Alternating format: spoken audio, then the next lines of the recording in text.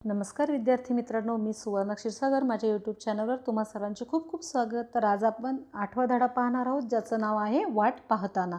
तर हा जो धडा लिहिला आहे अरुणा ढेरे यांनी लिहिलेला आहे। तर या प्रसिद्ध कवयित्री आहेत, तसेच कथा लेखिका, संशोधक, समीक्षक, कथा, कादंबरी, ललित लेख, आस्वादक, समीक्षा, संशोधनपर लेखन असे अनेक विविधांगी लेखन त्यांनी केलेलं आहे।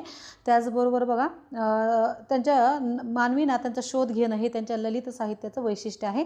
त्यांचे प्रारंभ, यक्षरात्र, मंत्राक्षर, निरंजन, जावे जन्माकडे हे कविता संग्रह देखील प्रसिद्ध आहेत। कृष्ण किनारा, अज्ञात झऱ्यावर हे कथासंग्रह, तसेच रूपोत्सव हा स्फुट लेखसंग्रह, मैत्री ही कादंबरी, नागमंडल लोकसंस्कृतीची रंगरूपे ही विस्मृतिचित्रे हे संशोधनात्मक समीक्षात्मक लेखन प्रसिद्ध आहे। बघा आता या अरुणा ढेरे यांनी या धड्यामध्ये असं सांगितले, नावावरूनच आपल्याला जे धड्याचं शीर्षक आहे याच्यावर लक्षात येतं वाट पाहताना, आहे की नाही। तर काय असतं ना, वाट पाहत असताना इथं सांगितलं बघा, प्रत्येक व्यक्तीच्या आयुष्यात कशाची न कशाची तरी वाट बघणे अटळ असते। प्रस्तुत पाठात लेखिकाने वाट पाहणे या गोष्टीचे अनेकविध पैलू उलगडून दाखवले आहेत। वाट पाहणे हा अनुभव कधी सुखद, कधी दुःखद तर असू शकतो, तर कधी उत्कंठा वाढवणारा हुरहुर असते, तर कधी दडपण असते। या पाठातून हे लक्षात येते। बघा, हिऱ्याला जसं जेवढा पैलू पाडावे तेवढा तो हिरा बनतो ना, तर पैलू पडतात त्याला, जेवढे पाडावे तेवढे। तसं वाट बघणं ही एक प्रक्रिया आहे, ही एक स्थिती आहे, पण या स्थितीचे अनेक पैलू आहेत। कधी कधी वाट बघणं छान वाटतं, कधी उत्कंठा वाढवतं, तर कधी कधी हे वाट बघणं दुःखदायक असतं, कधी आशादायक असतं, तर कधी आनंददायक असतं। अशा अनेक पैलू या पाठामधून लेखिकेने आपल्याला उलगडून आपल्यासमोर सादर केलेले आहे। ठीक आहे, चला तर मग पाठाला सुरुवात करूया। ठीक आहे, होळीनंतर थंडी झपाट्यानं कमी होत जायची आणि आंब्यावर मोहर नुसता घमघमत असायचा। परीक्षा तोंडावर आलेली असायची, मोकळ्या अंगणात अंथरुणं पडायची तीच सुट्ट्या लागल्यावर।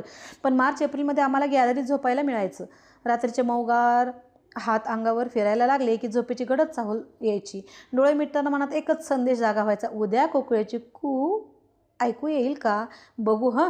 पहाटे पहाटे गाढ झोपेत असताना तो कू आवाज कानावर यायचा आणि त्या आवाजाची वाट पाहण्याचं सार्थक होऊन जायचं। बघा आता पहिल्या हे जे दोन छोटे छोटे उतारे आहेत त्याच्यामध्येच आपल्या लक्षात येतं वाट पाहणं काय असतं, आहे की नाही। आता बघा आपल्याकडं लक्षात घ्या तुम्ही, हे सर्व वर्णन जे आहे धड्यामध्ये केलेलं पाठामध्ये, याच्यावरून आपल्या लक्षात येतं की आपल्याकडे असं म्हणतात, थंडी होळीनंतर काय असतं ना, थंडी त्या होळीमध्ये जळून जाते, त्याच्यानंतर खरा उन्हाळा चालू होतं। बघा तुम्ही, वातावरणात गरमी वाढते आणि त्याच्या मग आपण लॉजिक पण असतो, जे उष्णतेच्या झळ्या, आता बघा ना, ते होळीमुळे सगळीकडे होळ्या पेटवतात, त्याच्यामुळे वातावरणामध्ये उष्णता तयार होते। म्हणजे हे सगळं पूर्वीच्या लोकांनी जे लावलेलं आहे ना, त्याच्यामध्ये तथ्य आहे बघा, लॉजिकली हे सगळं। तर पूर्वीच्या काही लोक असं म्हणायचे की हिवाळ्यामध्ये बघा, ही दिवाळी झाल्यानंतर आपल्याकडे जर धोबीनं असले तर ते काय करायच्या, पूर्वी घरमालकाला ओवाळायला यायच्या, तर म्हणायचे ते परटीन म्हणायचे तिला, धुणं धुणारी, तर तिच्या मागे थंडी यायची। आलं लक्षात, म्हणजे दिवाळीपासून थंडी चालू होते आणि ह्या होळीनंतर थंडी निघून जाते असं म्हणायचे। म्हणजे ह्या सगळ्या गोष्टी पहिल्या लावलेल्या त्या अगदी खऱ्याच आहेत बघा। तर आता हे मार्च एप्रिलचे दिवस आणि हे गॅलरीत झोपायला मिळायचं ह्यांना सगळ्यांना। अंगणात मस्त अंथरुण असायचे, छान टाकलेले असायचे आणि रात्री छान झोप लागायची। मग आता बघा, डोळे मिटताना त्यांच्या डोक्यात एकच प्रश्न असायचा, काय, उद्या कोकिळा। आता बघा उन्हाळ्यामध्ये हा जो आहे ना मार्च एप्रिल, ह्याच्यामध्ये सारखं त्या आंब्याला छोटे छोटे मोहर येऊन गेलेला असतं, छोट्या छोट्या कैऱ्या आलेल्या असतात बऱ्यापैकी त्या मोठ्या एप्रिलमध्येच। बघा अक्षय तृतीया असते तर आंब्याचा नैवेद्य असतो, हे की नाही। तर काय असतं ना, म्हणजे हे चाहूल लागते आणि कोकिळ्याला एक आर्त असे हाक कोकिळा त्या पावसाला मारत असते, किंवा तिचं ते गुंजन चालू असतं सारखं, कू कू अशा प्रकारे ती सारखं ओरडत असती। तर ही लेखिका हे म्हणतात, आम्ही ज्यावेळेस झोपायचो तर आमच्या डोक्यात हे असायचं, सकाळी कोकिळेचा ओरडणं किंवा तिचा कुकू आवाज आपल्याला ऐकायला येईल का असं म्हणत झोपायचे। सकाळी झोपेत आवाज आला की सार्थक झालं। आलं लक्षात, म्हणजे पहिल्या उतार्यामध्ये काय, वाट पाहण्याचं सार्थक झालं। ठीक आहे, पुढं बघूया। सुट्टीची वाट पाहणं तर तेव्हापासून सुरू झालेलं असायचं। अभ्यासाचा आळस नसायचा, पाठांतर आवडायचं, नेमलेली पुस्तकं गोष्टीच्या पुस्तकाने इतकीच परत परत आवडीनं वाचली जायची। पण अभ्यासाचं वही पुस्तक जरा बाजूला झालं रे झालं की सुट्टीची आठवण उसळी मारून वर यायची।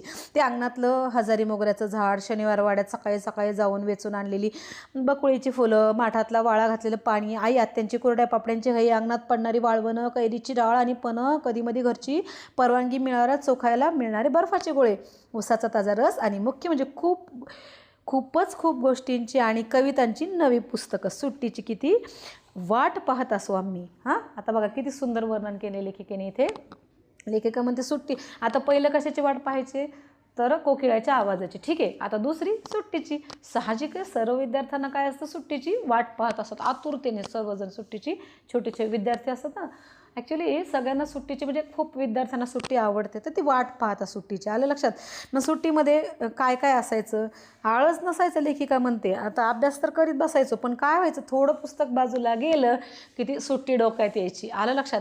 बघा ना, जेव्हा तर असं मार्च एंड होतो आणि एप्रिलमध्ये परीक्षा असतात, त्यावेळेस तर इतकी परीक्षा झाली की हे करायचं ते करायचं ते करायचं, आपल्या सगळ्यांना अशी सुट्टीची फार उत्सुकता लागलेली असते बघा विद्यार्थ्यांना. म्हणजे आपणही विद्यार्थी होतो की नाही, मग हे सगळ्या गोष्टी लक्षात घ्या. तर सुट्टीत काय काय असायचं, मग कशाची वाट बघायची, सुट्टीत काय काय आनंद असायचा बघा. आता सगळ्यात महत्त्वाचं म्हणजे काय काय आठवायचं, मोगऱ्याचं झाड होतं अंगणामध्ये, हजारी मोगऱ्याचं ते गुच्छ असतो बघा, पांढऱ्या रंगाची फुलं असतात, भरपूर येतात ते एकाच गुच्छाला, म्हणून त्याला हजारी मोगरा म्हणतात. आपला हा मोगरा वेगळा आणि हजारी मोगरा वेगळा असतो. आता शनिवार वाड्यात हे सकाळी सकाळी बकुळीची फुलं आणायची आणि उन्हाळ्यामध्ये काय असतं ना, माठात वाळा घालून वाळा टाकतात, म्हणजे ते पाणी थंड आणि चवीलाही छान लागतं आणि ते पाणी थंड असतं आपल्या शरीरासाठी असं. आणि उन्हाळ्यामध्ये एक गोष्ट असते आपल्याकडे की काय, पापड कुरड्या जे घालतात ना, वाळवण म्हणतात बघा त्याला, कुरडई पापडी वडा हे सगळं केलं जातं. आणि विशेष म्हणजे कैरीची डाळ असते, कैरीचं पोहणं, म्हणजे हे आंबट चिंबट पदार्थ धमाल आहे की नाही. आणि कधी कधी बर्फाचे गोळे हे तर सगळ्यांना कधीतरी पण खायला भेटायचे यांना. आणि उसाचा ताजा रसही असतो. आणि विशेष म्हणजे सुट्टी त्यांना काय व्हायचं की छान छान कवितेची पुस्तकं, नवी पुस्तकं ह्यांना वाचायला सुट्टीमध्ये मिळायची. या सगळ्यांची वाट पाहणं म्हणजे सुट्टीची वाट पाहणं, याचं वर्णन कवितेने या उतार्यामध्ये केलेलं आहे. ठीक आहे. पुढचा उतारा बघूया. आमच्या भल्या मोठ्या वाड्यात पुष्कळ बिऱ्हाडं असली तरी अख्खा वाड्याला मिळून असलेला एक चौथा मजला म्हणजे माळच होता. सुट्टीची वाट पाहताना माळ्यावर जाऊन पुस्तकांच्या गराड्यात बसण्याच्या अद्भुत कल्पनेनं अगदी आतून मन फुलून येई. पुस्तकांची वाट पाहण्यात एक गंमत होती, एक वेगळंच जग तिथे भेटत होतं. न पाहिलेले देश, न पाहिलेली माणसं, न अनुभवलेले प्रसंग, अनोळखी तरी पण आपले वाटणारे, ओळखीचे धागे जुळणारे, न जुळणाऱ्या गोष्टीसुद्धा किती थक्क करणाऱ्या.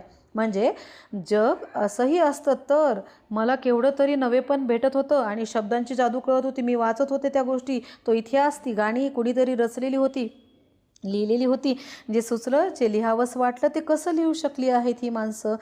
मला भाषेची ताकद समजत होती, लेखकाच्या प्रतिभेची ताकद समजत होती. म्हणून पुस्तकं वाचण्याची वाट पाहण्यात उन्हाळ्याच्या आधीचा काळ इतका वेळ लावायचा की बस. आता बघा या उतार्यामध्ये लेखिकेने काय केलेलं आहे बघा. त्यांचा जो भला मोठा वाडा होता ना, तर त्यांचा काय होतं, त्या बिऱ्हाडं म्हणजे भरपूर कुटुंब असं होती त्यांच्या वाड्यामध्ये.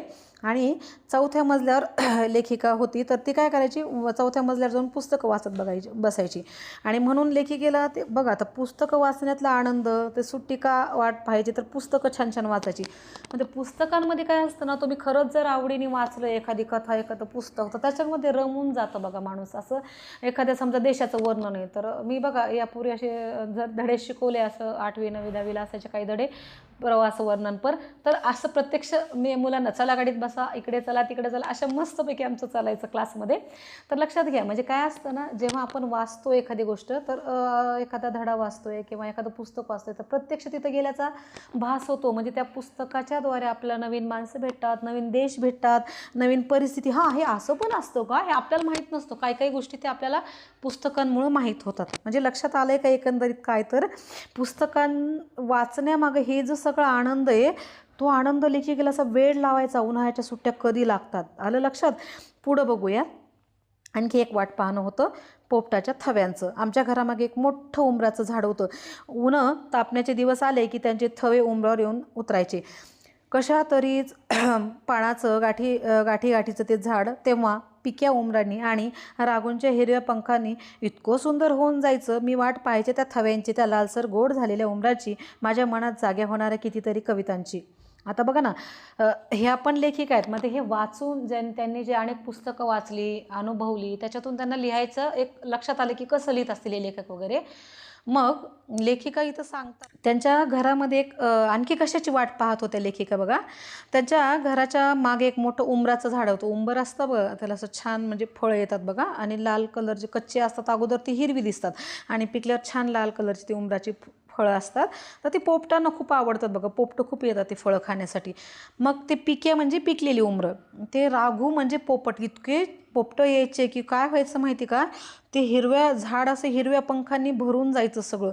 आणि मग लेखिकेला त्या लालसर गोड झालेल्या उमरांची मनात तिच्या खूप जागा, म्हणजे कितीतरी ते कविता लेखिकेला तिकडं बघून त्या पोपटांचे थवे, उमराचं झाड, ती कविता जाग्या व्हायच्या. म्हणजे बघा आपण म्हणतो ना, एक वर्णनात्मक दृष्टी, आपल्या दृष्टीवर खूप मोठ्या गोष्टी अवलंबून असतात. कवितेचं मन बघा ना, असं म्हणतात, जो न पाहे रवी तो पाहे कवी. म्हणजे हे कवयित्री जे आहेत, तर यांचं कसं होतं बघा, हे पोपटाचे थवे म्हणजे अनेक कविता त्यांना सुचायचे हे सगळं पाहून. आलं लक्षात. ते सफरचंदाच्या झाडावरून सफरचंद पडताना न्यूटनलाच का दिसलं, आपल्याला ते त्याच्या लक्षात आलं म्हणून त्यांनी शोध लावला, आपल्याला का नाही, म्हणजे सामान्य लोकांच्या का नाही ते लक्षात आलं. ही दृष्टी असते बघा. मग ही कवयित्रीला हे सगळं दिसायचं. आता बघा ना, तिच्या घरी अनेक कुटुंब राहत असतील, त्यांना सगळ्यांनी ही उंबराची झाडं काय आणि पोपटं काय आणि येतात जातात फळं खातात झालं. पण हेच लेखिकेने किती सुंदर वर्णन केले, म्हणजे ही असती दृष्टी. आलं लक्षात. तर पुढं काय वर्णन केलंय बघा, त्याच्यामध्ये आणखी सांगितलं जातंय बघा. बघा पुढच्या उतार्यामध्ये पुढे मग कवितेचं बोट मी घट्ट धरून ठेवलं, तिची माझी मैत्रीच झाली. आपण कधी पण केव्हा पण मैत्रिणीला हाक मारतो, तिच्याकडे धावतो, तिच्याबरोबर भान विसरून मनातले वाटेल ते बोलतो. इथे फक्त एक फरक होता, तिला हवं तेव्हा ती माझ्याकडे यायची, कधीही रात्री, मध्यरात्रीसुद्धा. पण मला मात्र कधी कधी खूप वाट बघायला लावायची. आता बघा, लेखिकाने इथं कवितेला मैत्रीण केल्या आणि लेखिका सांगते सुद्धा की ही कविता माझ्याकडे कधी पण यायची, पण लेखिकेला मात्र तिच्याकडे जाता येत नव्हतं. म्हणजे काय, लेखिकेला पाहिजे तितक्या लवकर लिहिता येत नव्हतं जे लिहायचं ते, पण कविता मात्र आठवायची. कविता स्वतःहून लेखिकेकडे कधी पण यायची. आलं लक्षात. असं सांगितलेलं आहे. पुढं बघा, पान नंबर 28वर, मी हाक मारल्यावर हमखास येईलच असं नसायचं कवितेचं. मग तिची वाट पाहणं, अस्वस्थ होणं, कशातच मन लागेनासं होणं, आई आत्यांची ती बोलणी खाणं, आज ते वाट पाहणं आठवलं तर मी पुन्हा हुरहुरते. उमराच्या पिकल्या फळांवर पोपटाचे हिरवे पंख पुन्हा उतरून यावेत असं उगाच वाटत राहतं. आता बघा मज्जा काय व्हायचं, कधी कधी लेखिकेला कविता सुचत नव्हती, सगळं दिसायचं छान पण ते सुचत नव्हते शब्द. मग ती आईचे बोलणे खावे लागायचे, आत्यांचे बोलणे खावे लागायचे. मग लेखिकेला वाटायचं तर मला सुचत नाही ना, मग काय व्हावं, ते पोपटांचे हिरवे पंख पुन्हा त्या उमराच्या झाडावर यावेत आणि मला ते पुन्हा दिसावेत, मग मला कवितेचे शब्द सुचतील. आलं लक्षात. आता पुढचा उतारा बघूया. बघा, आमच्या आत्यापासून आमच्या आत्या तेव्हा उरुळी कांचनच्या मराठी शाळेत नोकरी करायची. तेव्हा आजी सारखी उरुळीला सहज जाण्याजोगी वाहनांची बघा आजच्यासारखी तर सोय नव्हती. आत्या सकाळी 8 वाजता घरातून जायची, बस पकडून रेल्वे स्टेशनला जायची. मग पॅसेंजरनं उरुळी परतताना तसंच गाडी पुष्कळदा उशिरा सुटायची. पुणे स्टेशनवरून बसनं घरी परतायच्या तिला कधी कधी 9, 9:30सुद्धा व्हायची. आम्ही भावंडं तेव्हा तिची वाट बघत वाड्याच्या दिंडी दरवाजात उभी राहायचो. आता येईपर्यंत वाट बघून रडू गळ्याशी दाटलेलं असायचं. ती आली की धाकटा भाऊ झेप घेऊन तिला लोंबकळायचा आणि मी रडू आवरत हसायची. सगळा शोष निपटून तिच्या जवळ घेण्यानं शांत वाटायचं. तिला नोकरी करणं भाग होतं आणि आमचं वाट पाहणं अटळ होतं. आज हे समजतं, पण तेव्हा जीव नुसता फुटून जायचा. कसली भीती वाटत राहायची. बघा, खूप छान वर्णन केलेले लेखिकेने इथं. लेखिकेची जी आत्या होती ना, ती मराठी शाळेत नोकरी करायची, शिक्षिकेची उरुळीला. आता ते घरातून जात असताना ती 8लाच निघायची तिची आत्या. मग बस पकडून रेल्वे स्टेशनला जायचं, परत तिथून उतरून पॅसेंजरने त्या नोकरीच्या ठिकाणी जायचं असं.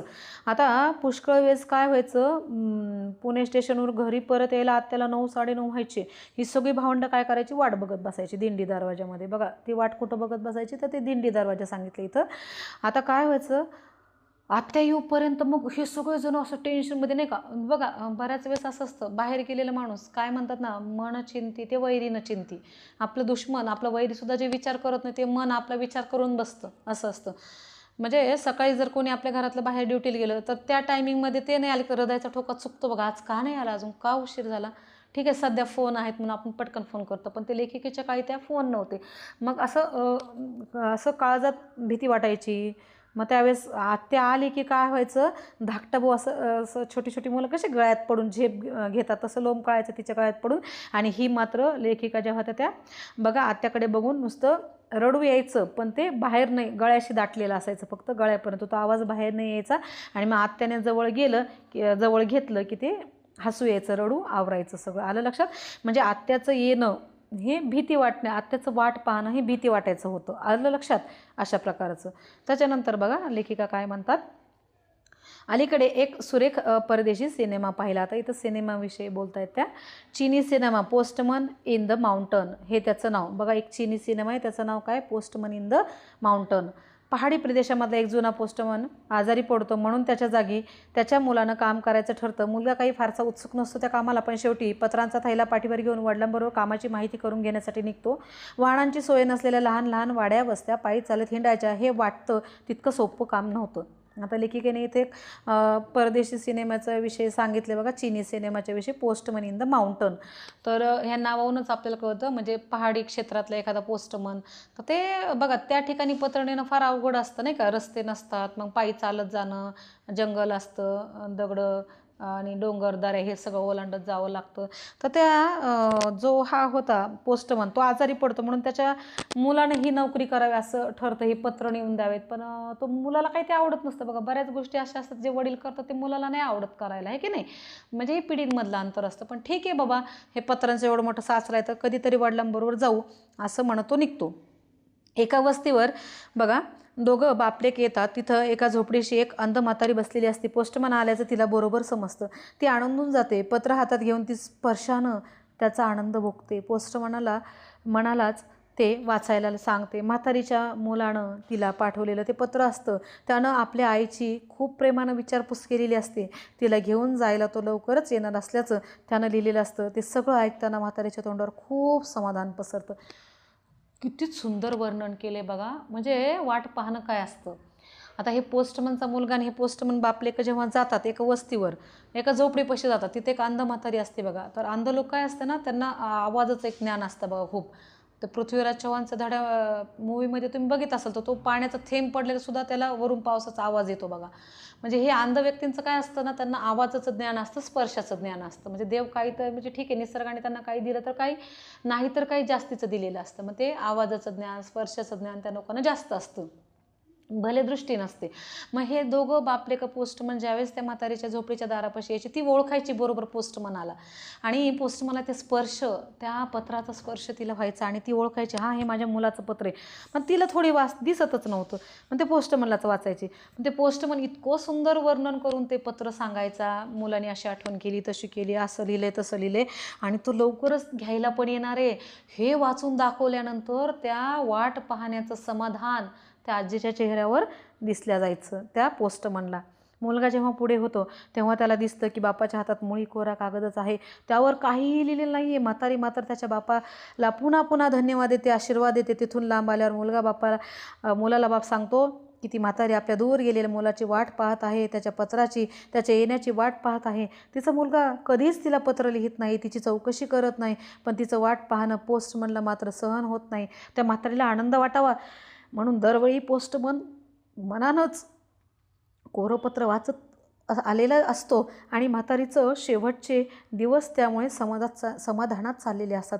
आता त्याच्या तरुण मुलानं त्याची जागा घेताना हेच नाटक पुढे चालवायचं आहे. आता स्वाभाविक आहे पोस्टमनची ड्युटी त्याच्या मुलाला करायची आहे.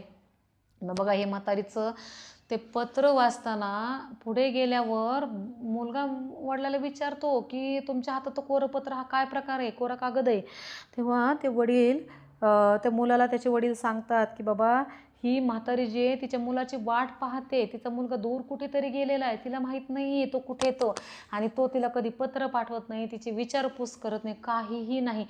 पण फक्त त्या पोस्टमनच्या येण्यानं कोरपत्र त्याने वाचून दाखवण्याचं नाटक केल्यामुळं ती म्हातारी, ती आजी त्याला एवढे धन्यवाद देते, आशीर्वाद देते आणि तिच्या चेहऱ्यावरचं जे समाधान आहे ना ते बघण्यासारखं असतं बाळांनो, लक्षात घ्या. म्हणजे पोस्टमननी जी एक जिम्मेदारी घेतली वाट पाहताना, आपण जे बघतोय ना, तर कोणत्या वाट पाहण्यात काय असतं, एका पत्राच्या वाट पाहण्यामध्ये पोस्टमननी जे उत्तर दिलंय, पोस्टमननी जे भूमिका निभावली त्याची, तर ते आजीच्या चेहऱ्यावर किती मोठं समाधान देऊन जातं याची जाणीव आपल्याला येते, लक्षात घ्या मुलांनो. आणि मग हे बापाने जे नाटक केले ना तेच नाटक त्याच्या मुलाला सुद्धा पुढे करायचं आहे. म्हणजे हे जे आहे ना पोस्टमन इन द माउंटन, किती महत्त्वाची भूमिका या पोस्टमनची आहे, लक्षात घ्या.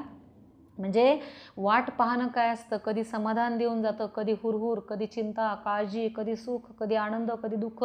या वाट पाहण्याच्या एका गोष्टीपाशी अनेक अशा गोष्टी दडलेल्या असतात. बघा किती सुंदर वर्णन आलेलं आहे इथं. त्याच्यानंतर बघा शहरगावी पुढचा उतारा बघूयात.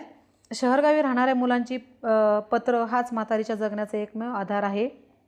शहरगावी राहणाऱ्या मुलांची पत्र हे ओळखलं आहे त्या प्रौढ समंजस पोस्ट म्हणतो. नुसता पत्र पोहोचवणारा सरकारी नोकर नाही, तो माणूस आहे भला माणूस. आपल्या तरुण मुलाला तो केवळ पहाडातल्या वाटा आणि खेडी दाखवत नाही, तो त्याला माणसं दाखवतो, माणसांपर्यंत पोहोचवण्याचे पूल दाखवत आहे. म्हातारीचं वाट पाहणं सुखाचं करण्याची रीत त्यानं मुलाला समजावली आहे.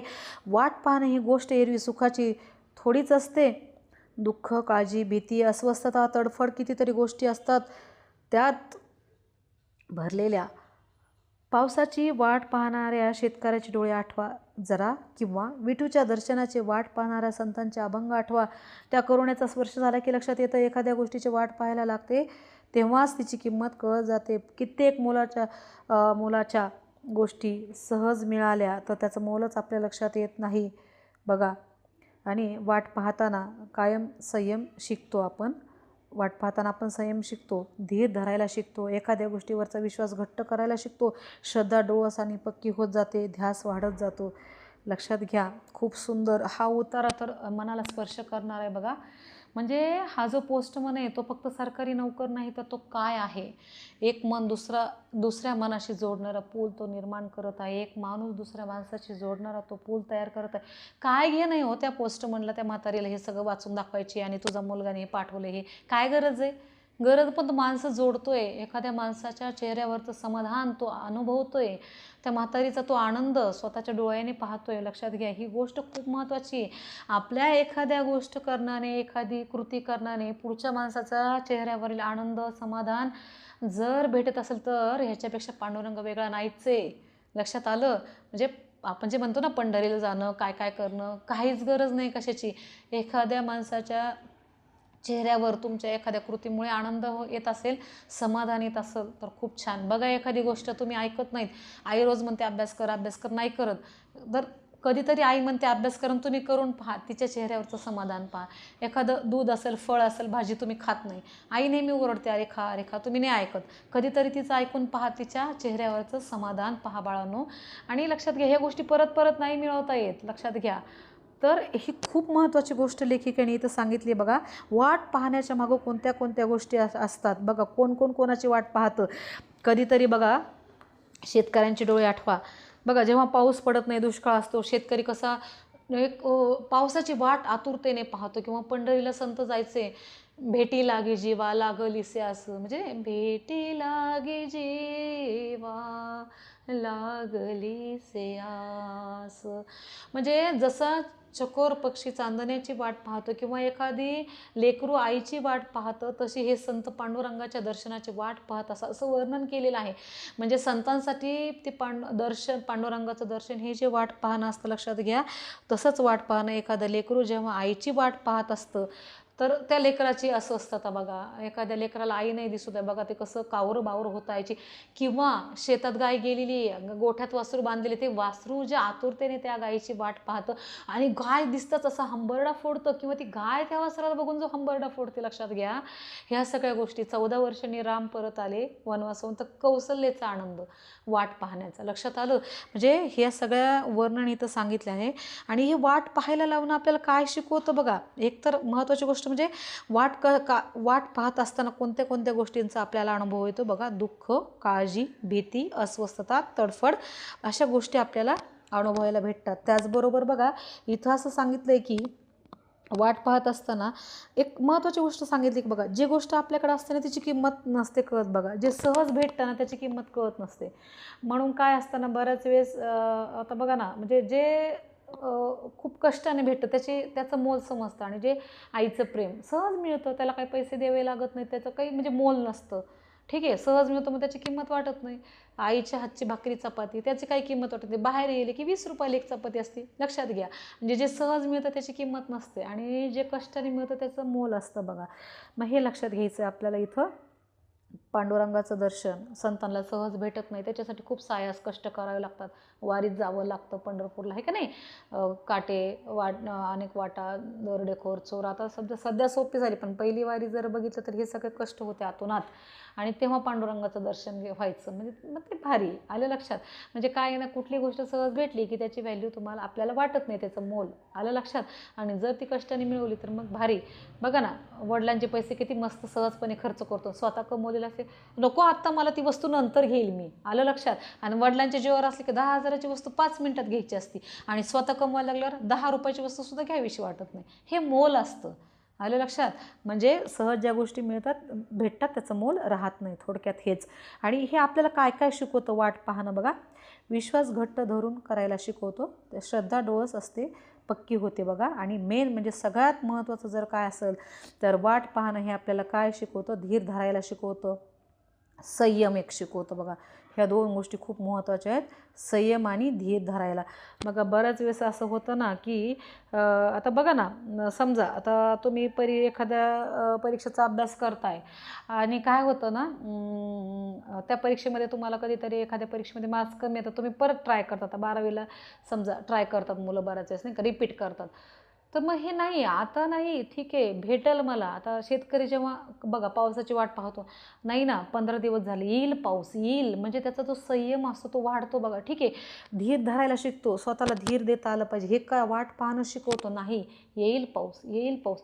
बघा ना, तुम्ही एखादा डोंगर चढायला सुरुवात करा आणि अर्ध्यात जा आणि तुम्हाला थकवा येतो. नाही आला जवळ, नाही आला जवळ, आपण पोचू. म्हणजे हे लक्षात घ्या, हा जो संयम आहे, धीर धरायला, नाही मी पोहोचेल तिथपर्यंत. आलं लक्षात. मी ध्येय ठरवले, मी ते माझ्या ध्येयापर्यंत पोहोचवणार. संयम आपल्याला वाट पाहण्यामुळं शिकतो आपण, धीर धरायला शिकतो. धीर धरणं, पेशन्स खूप महत्त्वाचे आहेत बघा जीवनामध्ये.